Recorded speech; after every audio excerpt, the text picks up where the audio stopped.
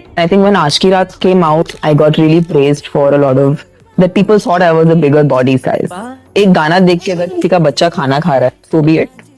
कौन सा गाना? आज की रात. I can't tell you the number of mothers that have called me up and said, my child will eat food only if he hears आज की रात. Because वो छोटे बच्चे अपने डायपर में ऐसे हिल रहे होते हैं. मुझे उन मम्मियों की फिक्र हो रही। एक ऐसी एक्ट्रेस जिसने एक टाइम पे एक कंफर्टेबल सीन करने से मना कर दिया था, ये जानते हो कि अगर उसने मना करा तो उसके हाथ से ये मूवी तो जाएगी, साथ ही साथ ये भी हो सकता है कि उसका पूरा करियर भी रिस्क में आ जाए। मगर अपनी सेल्फ रेस्पेक्ट को सबसे ऊपर मानते हुए उस एक्ट्रेस ने उस सीन को करने से मना कर दिया, जिसके बाद हुआ भी वही जिसका उसे डर था। मेकर्स ने उससे मूवी भी छीन ली, मगर उस एक्ट्रेस को इस बात से बिल्कुल ही पछतावा नहीं था कि उसके हाथ से कितनी बड़ी मूवी चली गई, बल्कि वो प्राउड थी कि उसने पहले स्वाभिमान चुना। वो एक्ट्रेस कोई और नहीं बल्कि तमन्ना भाटिया थी। मगर आज आप उस एक्ट्रेस की फोटो किसी बच्चे को भी दिखाओगे तो वो इसको देख के पहचान जाएगा और वो ये बोलेगा कि भैया ये तो आज की रात सॉन्ग वाली डांसर है। आखिर ऐसा क्या हुआ और क्यों हुआ कि तमन्ना भाटिया जिन्हें पैन इंडिया काम मिलता था, आज वो जस्ट अनदर आइटम गर्ल बनकर रह गई है? आखिर वो कौन से रीजन है जिसकी वजह से एक वक्त पर सेल्फ कॉम्प्रोमाइज ना करने वाली एक्ट्रेस आज अपनी सेल्फ रेस्पेक्ट को साइड में रख के ऑन स्क्रीन खुद को ऑब्जेक्ट की तरह दिखाती है? तो आइए डिटेल में बात करते हैं इस पर। आजकल फिर से आइटम सॉन्ग्स का दौर आ गया है। नौरा फतेही और तमन्ना भाटिया। नहीं, आपने दोनों का नाम लिया, मैं दोनों बहनों को नहीं जानता। आइटम सॉन्ग क्या होता है? किसी पिक्चर में एक एंटरटेनमेंट के लिए मसाला गाना डाल देना, नाचना। हाँ। जैसे सारे कपड़े उतार के कम थोड़ा हॉट कपड़े। तो वो तो अश्लील परोसना है ना, अश्लीलता उसी से तो लोग सीख रहे हैं। अब जैसे वो आपने गाना देखा होगा ब्लू है पानी पानी, उसमें क्या कपड़े पहनाए हुए वहाँ स्त्रियों को। अच्छा, आप स्त्री हैं, आपको नहीं लगता कि स्त्रियों के साथ ये गलत हो रहा है? वो लोग तो चाह ही रहे हैं कि तुम कपड़े ना पहनो।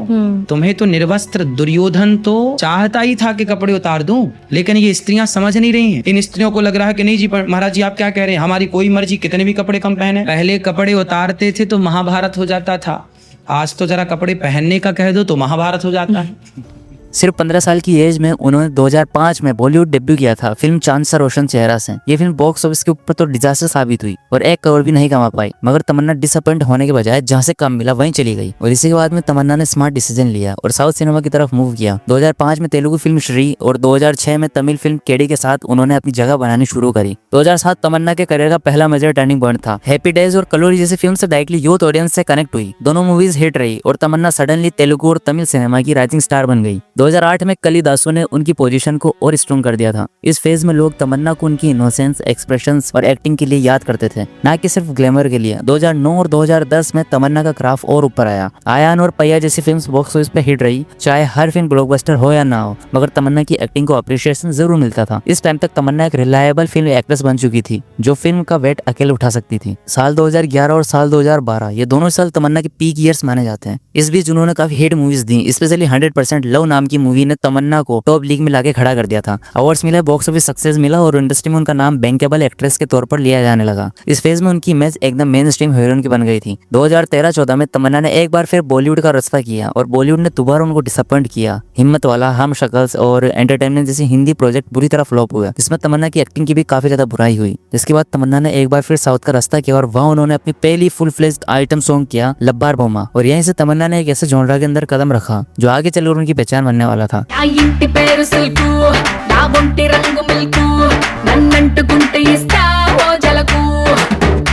2015 तमन्ना के करियर का सबसे बड़ा टर्निंग पॉइंट था जब बाहुबली रिलीज हुई। अवंतिका का रोल आइकॉनिक था और फिल्म तमन्ना को नेशनल लेवल पर एक नई पहचान दिलाई। बाहुबली और बाहुबली 2 ने हिस्ट्री क्रिएट करी। ये वो मोमेंट था जहां पर अगर तमन्ना भाटिया चाहती तो वो अपना करियर डायरेक्शन सिर्फ स्ट्रॉन्ग फीमेल रोल्स की तरफ ले जा सकती थी, लेकिन यहीं से उनकी चॉइसेस थोड़ी कंफ्यूजिंग होने लगने लगी। 2016 से 2019 के बीच धर्माधुराई, देवी, F2 फन एंड फ्रस्ट्रेशन और सायर नरसिम्हा रेड्डी जैसे प्रोजेक्ट्स आए। कुछ फिल्म्स हिट रही और कुछ फिल्म्स एवरेज। तमन्ना के रोल्स धीरे धीरे चेंज हो रहे थे। लीड एक्ट्रेस से ज्यादा वो कमर्शियल वैल्यूज ऐड करने वाली एक्ट्रेस ज्यादा बनने लगी थी। 2020 के बाद तमन्ना का फोकस क्लियरली शिफ्ट होता दिखा। कोविड का टाइम था, थिएटर्स खाली थे और OTT का बूम था, तो तमन्ना ने भी OTT प्रोजेक्ट्स और कैमियोस पर ध्यान देना ज्यादा शुरू कर दिया था। Public bouncer, plan A, plan B, Jee Karda, love stories 2 और आखिरी सच जैसे प्रोजेक्ट्स में उनकी परफॉर्मेंस अच्छी रही, लेकिन मास लेवल पर उनका रिकॉल कम होता गया। ऑडियंस और मेकर्स दोनों के पास ऑप्शन की कोई कमी नहीं थी, इसलिए धीरे धीरे तमन्ना को मूवीज काफी कम मिलने लगे। थिएटर्स खुलने के बावजूद तमन्ना ने एक भी ऐसी मूवी नहीं करी जिससे वो लोगों के बीच पहले वाली पहचान बना सके, और यहीं से आता है उनके करियर में एक बहुत बड़ा ट्विस्ट। 2023 में रजनीकांत की फिल्म जेलर का सॉन्ग कवाला उनके करियर का एक टर्निंग पॉइंट था। यह गाना यूट्यूब पर 390 मिलियन व्यूज से ज्यादा व्यूज क्रॉस कर गया और रील्स और शॉर्ट्स के थ्रू हर जगह वायरल हुआ।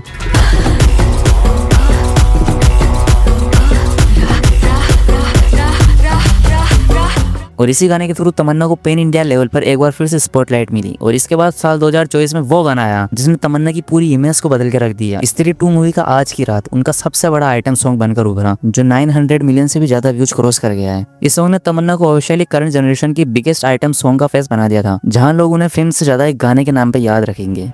I think when Aaj Ki Raat came out, I got really praised for a lot of that people thought I was a bigger body size. एक गाना देख के अगर किसी का बच्चा खाना खा रहा है, so be it. कौन सा गाना? Aaj Ki Raat.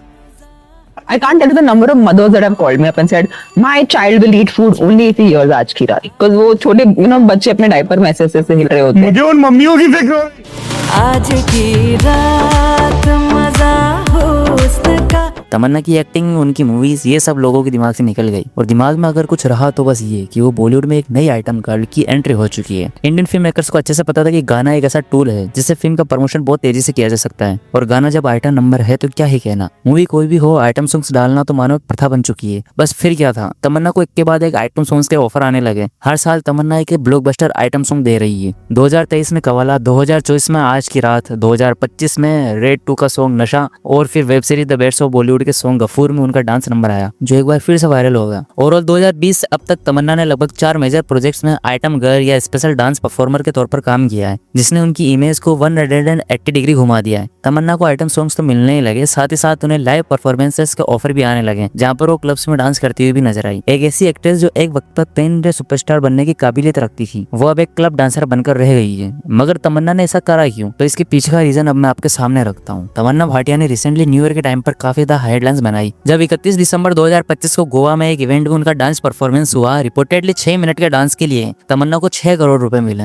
मतलब सीधी सी बात है भाई, लगभग 1 करोड़ पर मिनट। ये सिर्फ एक नंबर ही नहीं था, बल्कि ये दिखाता है कि तमन्ना की डिमांड आज किस लेवल पर पहुंच चुकी है as a dance performer. Raid 2 में उनके स्पेशल सॉन्ग के लिए उनको लगभग 5 करोड़ रुपए मिले थे, और जेलर के कवाला सॉन्ग के लिए अराउंड 3 करोड़। आज Tamannaah wedding, corporate event, private shows के लिए एकदम टॉप चॉइसेस बन चुकी है, जहाँ पर ऑर्गेनाइजर्स बिना सोचे समझे हैवी अमाउंट पे करने को रेडी रहते हैं। बदले में उनको सिर्फ उनकी स्टेज प्रेजेंस चाहिए होती है। तमन्ना की पर मूवी फीस अराउंड 4 से 5 करोड़ ही होती है। वहीं एक लाइव परफॉर्मेंस का उन्हें 6 करोड़ मिल रहा है। एक आइटम सॉन्ग के लिए उन्हें 5 से 6 करोड़ मिल रहे हैं। मूवीज में महीनों की मेहनत, प्रमोशंस में पूरे देश भर में घूमकर प्रमोट करना, इंटरव्यूज, ये सारी मेहनत करने के बाद उन्हें 4 से 5 करोड़ रुपए मिल रहे थे। अब आप इन्हें लाइव शोज या आइटम सॉन्ग से कंपेयर करो तो ये उनके मुकाबले चिल्लर लगता है। आइटम सॉन्ग शूट करो मैक्स टू मैक्स 1 से 2 दिन लगता है। लाइव शो परफॉर्म करो मैक्स टू मैक्स 2 घंटे की परफॉर्मेंस और 6 करोड़ उठा के ले जाओ। जब फिल्म का फ्लो होने लगा, जब थिएटर्स खुलने के बाद भी कोई ऐसी मूवी नहीं आई जो उनकी पुरानी इमेज वापस ला सके, जब एक के बाद एक मूवी फ्लॉप होने लगी, तब तमन्ना ने ये समझे कि एक्टिंग तो उनकी सबसे बड़ी सुपर पावर है ही नहीं, बल्कि ग्लैमर और डांस उनकी सबसे बड़ी ताकत बन चुका है। मगर ये सब सुनने में जितना अच्छा लगता है, इसके पीछे एक सैड रियलिटी भी है। जिस एक्ट्रेस ने एक बार अपनी सेल्फ रिस्पेक्ट की वजह से करियर रिस्क पर लगा दिया था, अब वही एक्ट्रेस हर परफॉर्मेंस में 50 से 60 मर्दों के बीच में घिरी हुई रहती है, जो उससे मधुमक्खी की तरह चिपके रहते हैं। वही रिपीटेड ऑलमोस्ट नेक्ड कपड़े, वही ओवर सेक्सुअलाइज्ड परफॉर्मेंस, वही ऑब्जेक्टिफिकेशन। तमन्ना में पूरी पोटेंशियल थी कि वो एक पैन इंडिया सुपरस्टार बन सके, मगर उसने एक आइटम गर्ल बनने का डिसीजन लिया। अब इसे मजबूरी कहें या बेवकूफ़ी, मगर सच्चाई तो यही है कि एक ऐसी एक्ट्रेस जिसने एक वक्त पे अपनी सेल्फ रेस्पेक्ट से बिल्कुल भी कॉम्प्रोमाइज नहीं किया था, वो आज के वक्त में आखिरकार उसने अपनी सेल्फ रेस्पेक्ट से कॉम्प्रोमाइज कर ही लिया।